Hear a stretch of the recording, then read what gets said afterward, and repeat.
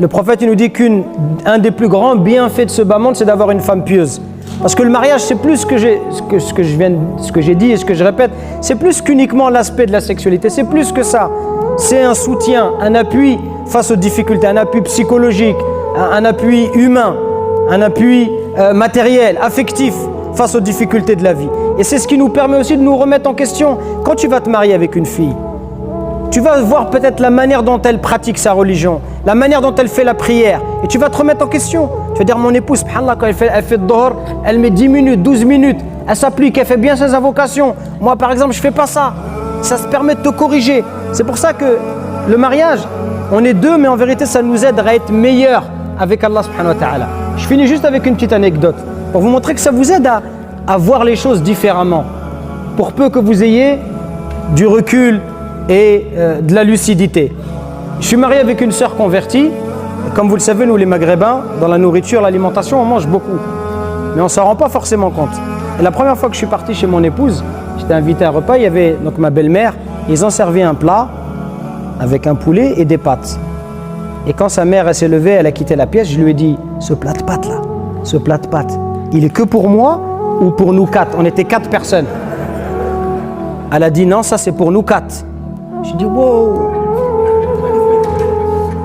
Et donc on a partagé ces pâtes à 4. Forcément, quand sa mère est partie, je lui ai demandé de faire un sandwich avec des cordons bleus surgelés. Ça venait de sortir, c'était en 97. Ouais, désolé. Et donc, pour vous dire quoi? Ça te permet de te remettre en question. Et j'ai regardé dans notre éducation, nous les Maghrébins, et en fait, il y a une phrase quand j'étais petit que j'entendais souvent. Et par ça, je critique pas l'éducation de mes parents. Parce qu'il faut comprendre aussi pourquoi nos parents nous disaient cette phrase-là. Mes parents me disaient, mange, sinon tu vas avoir faim. Vous comprenez cette parole-là? Mange, sinon tu vas avoir faim.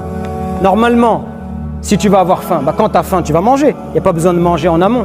Mais quand on comprend d'où nos parents ils ont grandi, dans quel contexte ils ont vécu, ils sont nés dans les années 40, 50. À l'époque, il n'y avait pas assez à manger au bled. Les gens ne mangeaient pas à leur faim. Donc quand il y avait à manger, il fallait manger.